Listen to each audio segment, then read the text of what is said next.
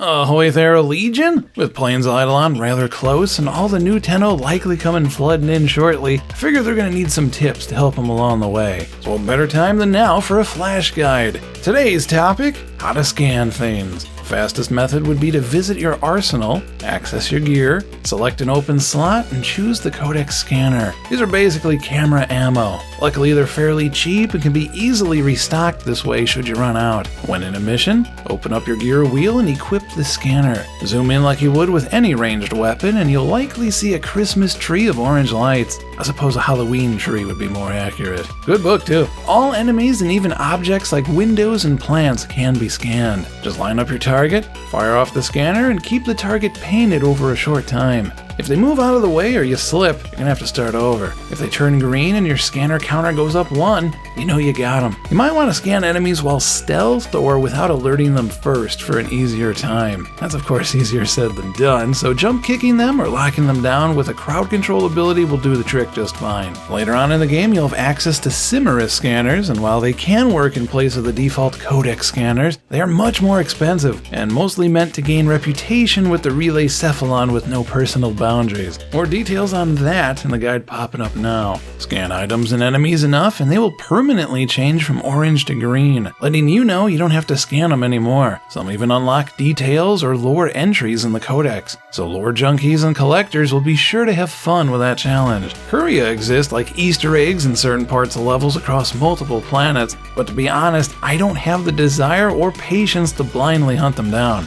Data fragments, on the other hand, are much more interesting and easier to find, which not only reward lore and artwork, but some history of a little blue box you might have yapping at you in your set. We got a guide all on how to efficiently hunt those down right here. But without further ado, welcome to Warframe, Tenno.